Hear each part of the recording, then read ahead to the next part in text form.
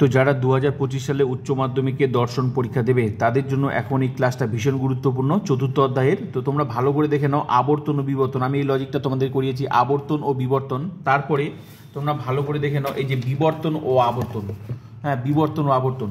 তো আমি যেটা বলতে চাচ্ছি যে আবর্তন ও বিবর্তন লজিকটা, আর বিবর্তন ও লজিক, আবর্তন ও বিবর্তন, তারপর বিবর্তন ও আবর্তন, এই যে লজিকটা ভীষণ গুরুত্বপূর্ণ লজিক 8 মার্কের জন্য পরীক্ষা 2025-এর উচ্চ মাধ্যমিক দর্শন পরীক্ষার।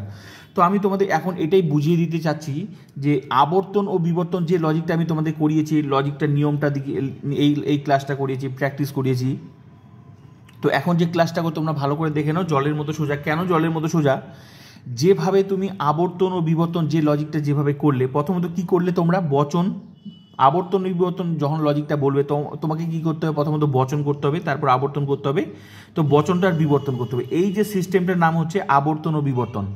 মানে বচন, মূল বচন, মূল বচনটাকে আবর্তন, মূল বচনটাকে বিবর্তন। এই লজিকটার নাম কি হচ্ছে আবর্তন ও বিবর্তন। ঠিক আছে?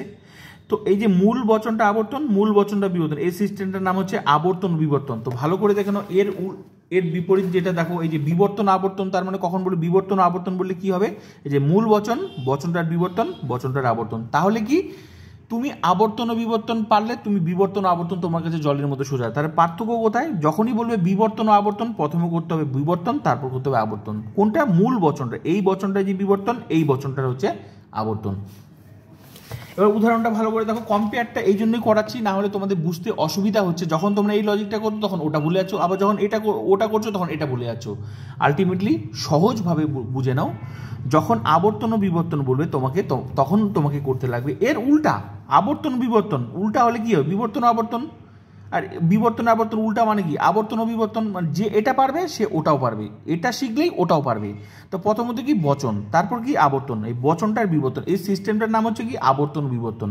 তো এরপরে যখন, তাহলে এটা ভালো করে দেখো, বিবর্তন আবর্তন বচন, বচনটা বিবর্তন, বচনটা আবর্তন, ওর উল্টা একই। এবার প্রশ্ন হচ্ছে, উদাহরণটা ভালো করে দেখো, আরো ক্লিয়ার হয়ে যাবে। প্রথমত বাক্য থেকে বচন করতে হবে সকল মানুষ মরণশীল। একটা যে কোনো একটা বাক্য, সেটা এ বচনে হতে পারে, ই বচনে হতে পারে, আই বচন হতে পারে, ও বচন হতে, সেগুলো তো আমি পড়িয়েছি, প্র্যাকটিস করিয়েছি প্রত্যেকটা। যেমন এটার লজিক, এটা নিয়মটা এখন আমি দুটো নিয়মকে কম্পেয়ার করছি যাতে তোমাদের বুঝতে সুবিধা হয়। ঠিক আছে?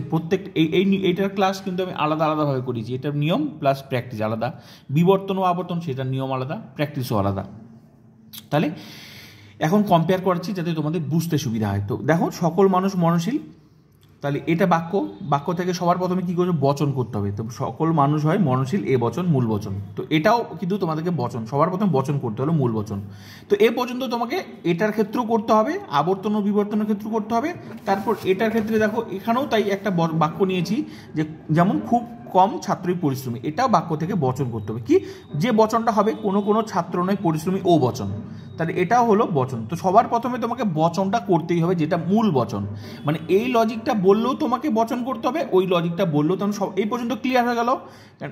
কোন বচন হবে সেটা তো আমি আগেই বলেছি, এটা ও বচন হবে। এই শব্দটা থাকার জন্য, হ্যাবাচক থাকার জন্য উত্তরটা ও বচন হবে। কোনো ছাত্র নয় পরিশ্রমী, ও বচন, মূল বচন। ক্লিয়ার হয়ে গেল? এবার হচ্ছে কি, তারপর দেখো, এবার হচ্ছে ভালো করে দেখো, তাহলে মূল বচন ক্লিয়ার হয়ে গেল। তারপর কি, এই পর্যন্ত ওইটারও একই, এটারও একই, এই মূল বচনটা। এবার কাহিনী কি, কাহিনীটা দেখো, মূল বচন থেকে যে তীর দিয়েছি, যখনই বলবে আবর্তন ও বিবর্তন, মূল বচনটাই হচ্ছে, মূল বচন থেকে সরাসরি আবর্তন করতে হবে। তো মূল বচনটা কি? এটা বচন, মূল বচন হলো, তো মূল বচন থেকে আবর্তন করতে হবে। তো এটা কোন বচন? এ বচন। আর আবর্তনের তো আলাদা ক্লাস করিয়েছি, বিবর্তনের আলাদা ক্লাস করিয়েছি, সেগুলো ভালো করে দেখে নেবে। আবর্তনটাকে আবর্তনের মতন, বিবর্তনটা বিবর্তন মতো। এখানে হচ্ছে মিশ্রণ লজিক, মানে মিশ্রণ একসাথে করতে হবে।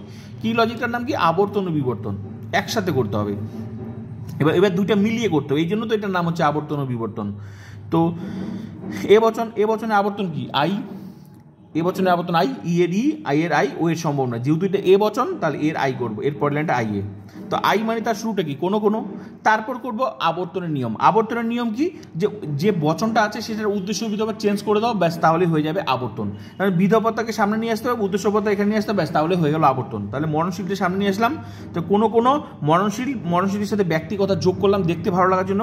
কোনো মরণশীল ব্যক্তি হয় রাখলাম, শেষে মানুষ সাথে, ব্যাস, আবর্তন হয়ে গেল। মানে আবর্তনের নিয়ম হচ্ছে বিধ উদ্ধপদ উল্টা করে দাও, ব্যাস তাহলে হয়ে যাবে। মানে বিধপদটাকে সামনে নিয়ে এসো, উদ্দেশ্যপদ এখানে নিয়ে এসো, গুণটা যা আছে হয় থাকলে হয় হবে, নয় থাকলে নয় হবে, যা আছে তাই রেখে দাও। এটাই হচ্ছে আবর্তনের নিয়ম। আবর্তনের ক্লাসটা আলাদা করে নেবে, প্রোফাইলটা ভিজিট করে প্লেলিস্ট দেখে নেবে। এই অধ্যায় সুন্দর সিস্টেমেটিক ক্লাস চলছে, একদম সুন্দর করে সিস্টেম, একটার পর একটা, তোমাকে কোনো স্টেপ জাম্প করতে হচ্ছে না, একটার পর একটা ক্লাস লজিক সিস্টেম ওয়াইজ চলছে, যার ফলে তুমি এই লজিকে এখানে এসেছো। ঠিক আছে, তাহলে এ বছরে আবর্তন, তাহলে আই হলো, আই লিখে দিলাম ব্র্যাকেটে, যেহেতু আবর্তন করতে হবে, এই যে প্রথম আবর্তন করতে এই জন্য আবর্তিত। তাহলে আবর্তনটা ক্লিয়ার হয়ে গেল। এবার চলো নেক্সটটা দেখো, ভালো করে দেখো। এবার কি বলছে, এই যে বিবর্তন, এটার কি বিবর্তন আবর্তন। তো মূল বচনের কি প্রথমত কি করতে হতো, বিবর্তন করতে হতো। ও বচনের বিবর্তন কি, আই, তাহলে ও এর পরের লাইনটা আই এ করতে হবে। তো আই মানে কি, কোনো আই এর শুরুটা কোনো। এবার হচ্ছে বিবর্তনের নিয়ম করতে হবে। বিবর্তনের নিয়ম কি, যে উদ্দেশ্যপদটা এখানে উদ্দেশ্যপদ চেঞ্জ হয় না, এখানে উদ্দেশ্য বিধপদ চেঞ্জ হয় না। তো ছাত্রী থাকলেও কি চেঞ্জ করতে, শুধু নয়টা হয় হবে, গুণটা চেঞ্জ করতে, এখানে হয় থাকলে নয় হবে, নয় থাকলে হয় হবে, হ্যাঁ, নয় থাকলে হয় হবে, হয় থাকলে নয় হবে, হলো। তা নয় আছে, হয় হলো। আর কি যা আছে বিধপদ তার বিরুদ্ধ পদ কি করে হবে, অযুক্ত করে দাও, বিরুদ্ধ পদ হয়ে যাবে। এই যে অপরিশ্রমী যা ছিল, তাহলে কোনো ছাত্র হয় অপরিশ্রমী, আই বচন বিবর্তিত। তো ভালো করে দেখো, বিবর্তনের ক্ষেত্রে প্রথমত যখনই বললো বিবর্তন ও আবর্তন, তখনই প্রথমকার লাইনটা হবে বিবর্তিত, আর এর আগের লাইনটা কি হলো, আবর্তিত। তাহলে ক্লিয়ার হয়ে গেলো এই পর্যন্ত। তো আমি এই জন্যই তো বললাম ওইটার উল্টা এটা, এটার উল্টা। তো প্রথমে এই জন্যই তো যে বচন থেকে বিবর্তন, এ বচন থেকে আবর্তন। তাহলে এই পর্যন্ত ক্লিয়ার হয়ে গেল। এবার চলো, এবার দেখো এটা, হ্যাঁ, এবার ভালো করে দেখো এটা, তাহলে আবর্তিত হয়ে গেল। এবার কি, এই যে এটা হয়ে গেল আবর্তন, তার মানে এইটা মনে রাখবে, যখন আবর্তন ও বিবর্তন বলে মূল বচন আবর্তন, মূল বচনটা বিবর্তন। তো মূল বচন আবর্তন, এবার মূল বচন এই প্রথমকার লাইনটাকে ইম্পর্টেন্ট, প্রথমকার লাইনটাকে একবার আবর্তন করতে হবে, প্রথমকার লাইনটাকে বিবর্তন করতে যখন আবর্তন ও বিবর্তন বলবে। তা আবর্তন হয়ে গেল আই বচন। এর মূল বচনটা কি, এ বচন, মূল বচনের বিবর্তন কি, ই। তাহলে ই, যেহেতু এটা এর পরের লাইনটা, এই যে শেষের লাইনটা কি করতে, বিবর্তন করতে, এই যে ভালো করে স্ট্রাকচার দেখো, বিবর্তন এই মূল বচনটার, তাই বিবর্তন ই, এ বচনের বিবর্তন ই। আর ই মানে কি, তার শুরুটা অনলি কোনো। আর বিবর্তনের নিয়ম কি, উদ্দেশ্যের ভিতর চেঞ্জ হয় না, উদ্দেশ্যপদই থাকে, মানুষই থাকলো, শুধু কি চেঞ্জ হয়, গুণটা চেঞ্জ হয়। যে হয় আছে, নয় হলো, আর এখানে কি মরণশীল আছে, অমরণশীল, ব্যাস ব্যক্তি করে দিলাম, ই বচন দিয়ে দিলাম, বিবর্তিত লিখেছিলাম, ব্যাস এটা হয়ে গেল আবর্তন ও বিবর্তন। এই লজিকটাই হচ্ছে আবর্তন ও বিবর্তন। এই লজিক, একটা লজিক শিখলেই তোমরা বাকিটাও পারবে। তাহলে এটা গেল মূল বচন, আবর্তিত বিবর্তিত। কেন, কারণ প্রথমে আবর্তন করতে হবে, তারপর বিবর্তন করতে, এইটাকেই বলছে এটাই হচ্ছে আবর্তন ও বিবর্তন। এবার এই লজিকটা দেখো, এবার এই দেখো, তা প্রথমে কি মূল বচন ছিল, মূল বচনটা কি, এই যে বিবর্তন আবর্তন। তো ভালো করে দেখো, বচন বিবর্তন, বচন আবর্তন, তার মানে কি মূল বচনটা বিবর্তন, মূল বচনটা আবর্তন। তো মূল বচনটা কি, ও বচনে তো বিবর্তন করলাম আই বচন। এবার ও বচনের কি করবো, এর পরের লাইনটা কি করবো, আবর্তন করবো, শেষের লাইনটা কি, আবর্তন। তো আমরা কি জানি, ও বচনে আবর্তন সম্ভব নয়, সরাসরি লিখেছিলাম ও বচনে আবর্তন সম্ভব নয়। তো ভালো করে দেখে তো ওইটার উল্টা এটা কি না একই, ভালো করে বিবর্তন আবর্তন বলে এরকম, আর এটার উল্টা নিয়মটা একই। তার নিয়মটা কি, প্রথমত বচনটাকে বিবর্তন, বচনটাকে আবর্তন, এটাই হচ্ছে বিবর্তন আবর্তন। আর আবর্তন যখন আবর্তন ও বিবর্তন যখন বলছে, তখন বচন আবর্তন বিবর্তন, মানে এইটাই ইম্পর্টেন্ট, এইটা থেকে এটা, এটা থেকে এটা, মানে মূল বচনটাই হচ্ছে বিবর্তন, মূল বচনটা আবর্তন বলে এটার নাম হচ্ছে বিবর্তন আবর্তন।